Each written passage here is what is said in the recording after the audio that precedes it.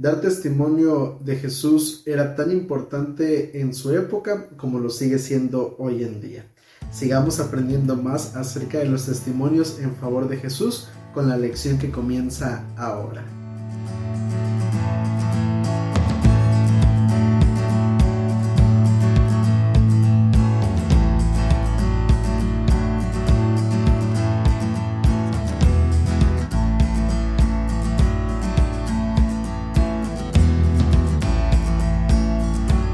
Hola, ¿qué tal amigos? Me da mucho gusto saludarte y darte la bienvenida una semana más a esta serie titulada Presente 7. Gracias a Dios estamos entrando en la lección número 7 y la verdad que nos sentimos muy contentos, ya estamos prácticamente finalizando, estamos a unas cuantas lecciones de finalizar este trimestre y estamos agradecidos con Dios por esto. Y por supuesto, antes de entrar a la lección de esta semana, me gustaría hacerte una invitación muy especial. Quiero animarte por si aún no te has suscrito a este canal a que lo puedas hacer. Estamos muy cerca de verdad de nuestra meta de los primeros 500 suscriptores, así que nos ayudaría muchísimo si aún no te has suscrito a que lo hagas. Entonces en la parte de abajo está el botón de suscribirse, a un lado la campanita de notificaciones, actívala para que cada vez que subamos un video te llegue entonces la notificación. Así que animarte a esto y también comenta, comparte y deja tu like por favor para seguir apoyando este proyecto a través de este canal que seguramente está siendo de mucha bendición. La lección número 7, que para el 16 de noviembre del año 2024 lleva como título Bienaventurados los que creen. Y el versículo para memorizar se encuentra en el libro de Juan capítulo 20 versículo 29 y dice allí la palabra de Dios. Jesús le dijo: porque me has visto, Tomás, creíste. Dichosos los que no vieron y creyeron. Por eso el título de la lección de esta semana, bienaventurados. Y la palabra bienaventurado puede ser traducida como afortunados o feliz. Y la realidad es que en este caso pues está haciendo referencia a aquellas personas que creen en Jesús. Y mira, si lo analizamos desde el punto de vista de los grandes beneficios que trae el aceptar a Jesús como nuestro Salvador, sin duda alguna pudiéramos decir que esas traducciones son las más acertadas para definir lo que significa ser bienaventurado. Somos afortunados, somos felices no solamente de haber conocido a Cristo Jesús, sino principalmente de haber aceptado a Jesús en nuestra vida como nuestro Salvador. Y mira, a lo largo del Evangelio del libro de Juan, nosotros encontramos una diversidad de personas con diferentes antecedentes, personas que en este caso tenían diferentes creencias, habían tenido diferentes experiencias con Jesús y que al final de cuentas dieron testimonio acerca de quién era Jesús. Y esta semana nosotros vamos a seguir analizando en este caso algunos otros testimonios de personas que dieron en este caso o hablaron acerca de quién era Jesús y que nos permiten a nosotros hoy en día poder identificar a Jesús con mayor claridad. Y la lección de esta semana la hemos dividido en 5 partes. Y si estás preparado, entonces vamos a entrar a la primera parte de nuestra lección que lleva como subtítulo Remontándonos a Abraham. Y mira lo que dice allí Juan capítulo 8 versículos 56 al 58. Dice la palabra de Dios: Abraham vuestro padre se gozó de que había de ver mi día, lo vio y se gozó. Entonces le dijeron los judíos: ¿aún no tienes 50 años y has visto a Abraham? Jesús le dijo: de cierto os digo, antes que Abraham fuera, yo soy. Y mira, Jesús habla de Abraham como un testigo suyo acerca de su venida como Mesías. Y para los judíos esto significó un golpe muy duro, ya que ellos negaban que Jesús fuera realmente el Mesías. Y el hecho de que Jesús afirmara que Abraham había dado testimonio de su venida, eso sin duda alguna encendió los ánimos de los judíos para enojarse a tal punto que querían apedrearlo en ese mismo instante. Además de eso, otro punto, la verdad, bastante interesante de esta parte de la historia es el hecho de la manera como Jesús se identifica. Él dice específicamente en el versículo 58, antes que Abraham fuera, yo soy. Esa expresión yo soy es la misma expresión que utilizó en este caso Dios para presentarse ante Moisés en la zarza, una expresión con la cual se identificaba en este caso a Dios como Dios. Y ahora el hecho de que Jesús la utilice, eso les deja ver a los judíos de su época, a los escribas, a los fariseos, que Jesús no era cualquier persona, sino que Jesús se estaba identificando como el mismo Dios. Y esto, la verdad que fue algo inaceptable para los escribas, los fariseos. Pero aquí surge tal vez la pregunta, ¿cómo fue posible que Abraham pudiera en este caso ver la venida de Jesús como Mesías? ¿Cómo es posible que Abraham, como dice Jesús, diera en este caso testimonio acerca de su venida? Bueno, esto lo podemos identificar nosotros a través de lo que menciona en este caso el libro de Hebreos capítulo 11 versículo 8 y versículos 17 al 19, que dice allí la palabra de nuestro Dios. Por la fe Abraham, siendo llamado, obedeció para salir al lugar que había de recibir como herencia, y salió sin saber a dónde iba. Versículo 17 al 19. Por la fe Abraham, cuando fue probado, ofreció a Isaac. El que había recibido las promesas ofreció su unigénito, habiéndosele dicho: en Isaac te será llamada descendencia, porque pensaba que Dios es poderoso para levantar aún de entre los muertos, de donde en sentido figurado también lo volvió a recibir. Estos versículos nos muestran la manera como Abraham pudo haber, como dijo Jesús, identificado en este caso su venida. Fue en este caso a través de la fe. A través de la fe Abraham pudo ver aquel día en el que Jesús vendría como el Mesías prometido. Y esta fue lo que ayudó a Abraham a afianzarse aún más en lo que él creía. Hoy en día nosotros no somos privilegiados al poder contemplar los milagros o escuchar en este caso las experiencias, los sermones, las historias de Jesús. Sin embargo, a través de la fe nosotros también podemos conocer a Jesús. A través de la fe nosotros también podemos creer en Jesús y sobre todo aceptarlo como nuestro Salvador. Vayamos a la segunda parte de nuestro estudio, que lleva como subtítulo El testimonio de María. Y vamos a leer Juan capítulo 12 versículos 1 al 6. Dice allí la palabra de Dios: 6 días antes de la Pascua fue Jesús a Betania, donde estaba Lázaro, el que había estado muerto, y a quien había resucitado de los muertos. Y le hicieron allí una cena. Marta servía y Lázaro era uno de los que estaban sentados a la mesa con él. Entonces María tomó una libra de perfume de nardo puro y de mucho precio, y ungió los pies de Jesús y los secó con sus cabellos, y la casa se llenó del olor del perfume.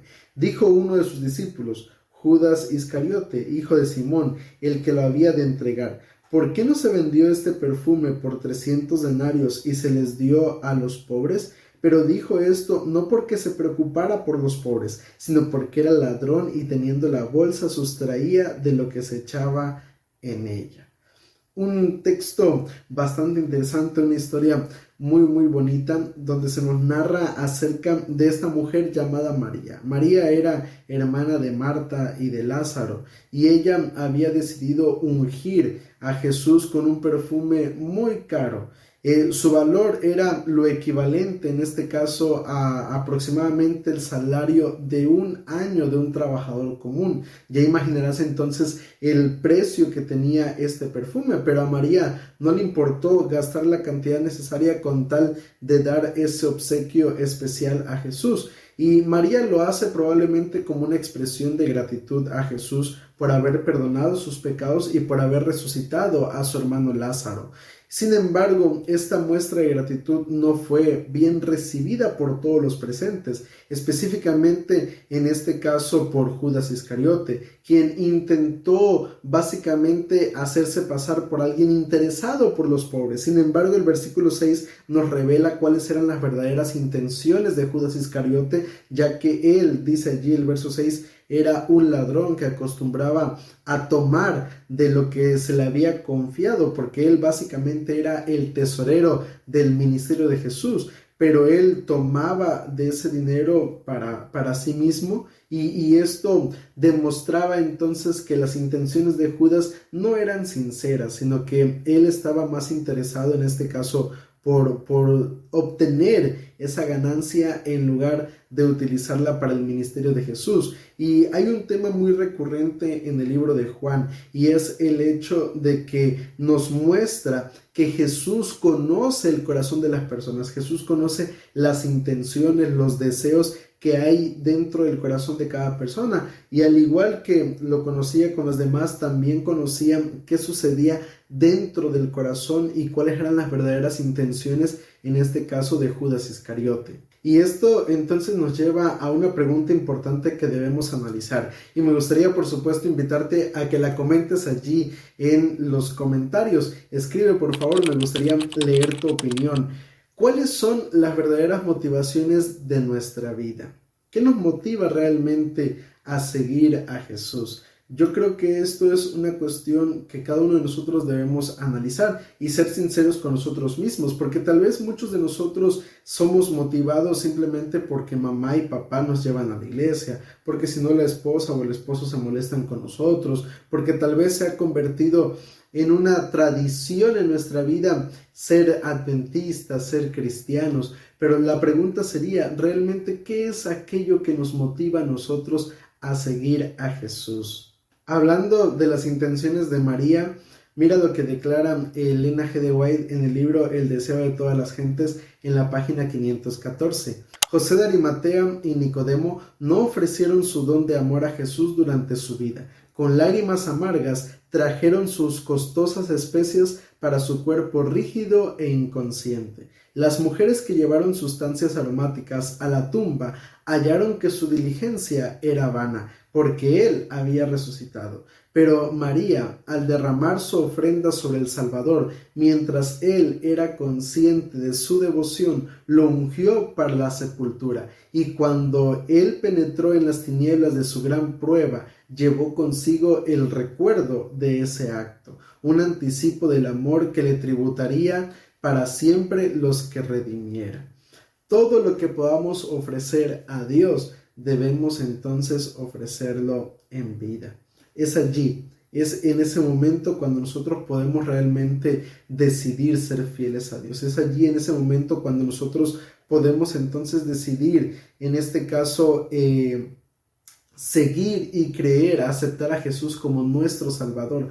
Porque muchos de nosotros esperamos tal vez a que la vida nos golpee, y a mí me ha tocado conocer a muchas personas que postradas en cama, colocadas en una silla de ruedas, es allí cuando quisieran volver el tiempo atrás y haber aprovechado a lo mejor los mejores años de su vida para de esta manera poder decidir seguir a Jesús. Sin embargo, hay algo que nos deja muy claro esta historia: el momento para seguir a Jesús, el momento para creer y aceptar a Jesús como nuestro Salvador, es cuando tenemos los mejores años de nuestra vida, es cuando tenemos, en este caso, la vida por delante. Así que si tú aún estás esperando a tomar esta decisión, no lo hagas más, porque realmente el momento para ofrecer nuestra vida a Dios es ahora, no el día de mañana, no en unos cuantos años, cuando tal vez lo que podamos ofrecer a Dios sea muy poco, sino ahora que tenemos la oportunidad, los recursos, la energía para hacerlo,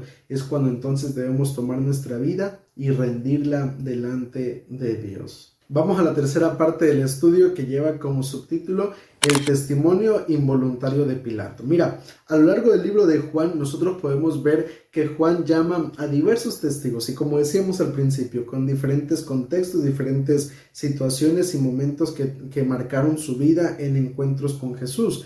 Sin embargo, en esta ocasión se llama como testigo a Pilato, el gobernador romano que juzgó a Jesús en sus últimos momentos de vida en esta tierra. Y el libro de Juan capítulo 18, versículo 38, Juan capítulo 19, versículos 4 y luego versículos 6 al 8, nos muestran parte del testimonio de Pilato. Mira lo que dice allí el texto bíblico, Juan 18, 38.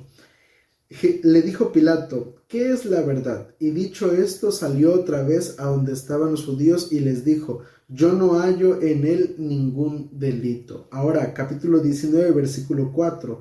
Entonces Pilato salió otra vez y les dijo: mirad, os lo traigo fuera para que entendáis que ningún delito hallo en él. Versículos 6 al 8. Cuando lo vieron los principales sacerdotes y los guardias dieron voces diciendo: crucifícalo, crucifícalo. Y Pilato les dijo: tomadlo vosotros y crucificadlo, porque yo no hallo delito en él. Los judíos le respondieron: nosotros tenemos una ley, y según nuestra ley debe morir, porque se hizo a sí mismo hijo de Dios. Cuando Pilato oyó decir esto, tuvo más miedo.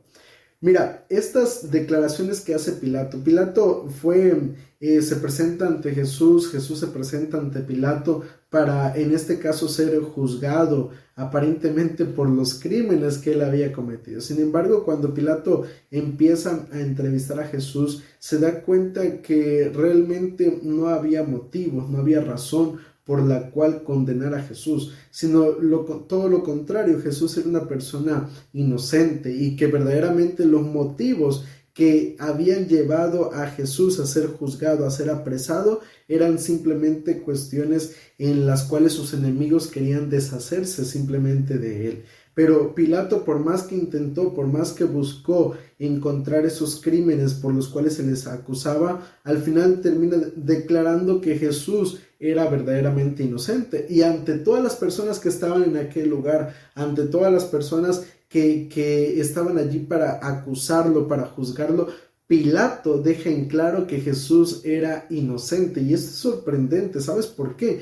Por el hecho de las personas que estaban reunidas en ese momento, porque Jesús estaba allí siendo juzgado, siendo acusado de crímenes que simplemente él no había cometido. Y el hecho de que Pilato declarara esto nos muestra qué tan grande o qué tan especial era Jesús. Jesús pudo morir por nosotros justamente porque en su vida no se halló pecado, no se hallaron razones para condenarle, y por eso fue la ofrenda perfecta para el ser humano. Y Pilato lo deja en claro, no solamente para la gente de su época, sino principalmente para nosotros el día de hoy. Pero mira, a pesar de que Pilato hace estas declaraciones por parte de Jesús, al final él no terminó aceptando a Jesús como su Salvador. Y el versículo 16 del capítulo 19 del libro de Juan nos los deja muy en claro. Mira lo que dice allí el texto bíblico. Así que entonces lo entregó a ellos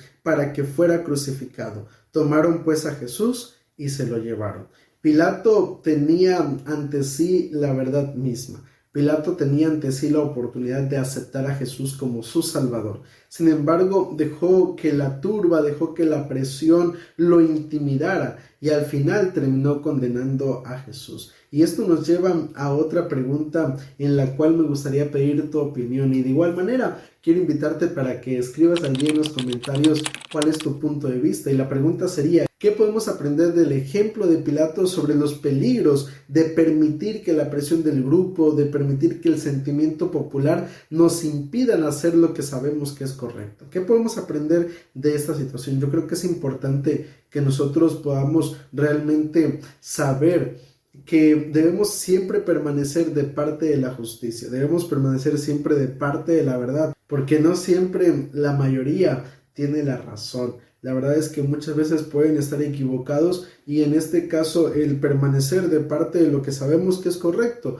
puede marcar la diferencia en la vida de otras personas y, por supuesto, también en nuestra vida. Sigamos analizando más testimonios de Jesús y vamos a ir entonces a la cuarta parte de nuestro estudio, el testimonio de Tomás. Y vamos a leer Juan capítulo 20, versículos 19 al 20. Y dice allí la palabra de nuestro Dios. Cuando llegó la noche de aquel mismo día, el primero de la semana, estando las puertas cerradas en el lugar donde los discípulos estaban reunidos por medio de los judíos, Llegó Jesús y puesto en medio les dijo: paz a vosotros. Dicho esto, les mostró las manos y el costado, y los discípulos se regocijaron viendo al Señor. En cierta ocasión, después de la muerte de Jesús, Jesús había resucitado y entonces se presenta delante de los discípulos y lo hace para afianzar su fe, para fortalecerlos, ya que ellos se encontraban escondidos por miedo a las represalias que podían, en este caso, presentarse de parte de los judíos. Y es que Jesús da este testimonio poderoso para afianzar lo que Pedro, Juan y las mujeres que habían ido a su sepulcro, en este caso, habían mencionado. Sin embargo, la ausencia de Tomás le generó justamente a este discípulo, a Tomás, dudas acerca del relato de los demás discípulos. Y allí, a partir del versículo 24 al versículo 29 del mismo capítulo 20 del libro de Juan, mira lo que narra allí el texto bíblico. Pero Tomás, uno de los 12, llamado Dídimo, no estaba con ellos cuando Jesús se presentó. Le dijeron pues los otros discípulos: hemos visto al Señor. Él les dijo: si no veo en sus manos la señal de los clavos y meto mi dedo en el lugar de los clavos y meto mi mano en su costado, no creeré. 8 días después estaban otra vez sus discípulos dentro y con ellos Tomás. Llegó Jesús estando las puertas cerradas, se puso en medio y les dijo: paz a vosotros. Luego dijo a Tomás: pon aquí tu dedo y mira mis manos, acerca tu mano y métela en mi costado, y no seas incrédulo, sino creyente. Entonces Tomás respondió y le dijo: Señor mío y Dios mío. Y Jesús le dijo: porque me has visto, Tomás, creíste. Bienaventurados los que no vieron y creyeron. Mira, una parte muy interesante de la historia. Tomás se negaba a creer básicamente que Jesús había resucitado e incluso llegó a establecer sus propios criterios y condiciones para poder creer en este hecho. Y dice allí que entonces los discípulos, resulta que Tomás había faltado un día y entonces llegaron los discípulos y le dijeron: adivina que Jesús se nos apareció el día de ayer. Y no lo podía creer, él no podía creer que Jesús había resucitado. Sin embargo, algo que también el Evangelio de Juan nos deja muy en claro es la postura de oponerse, mejor dicho, a la perspectiva de ver para creer.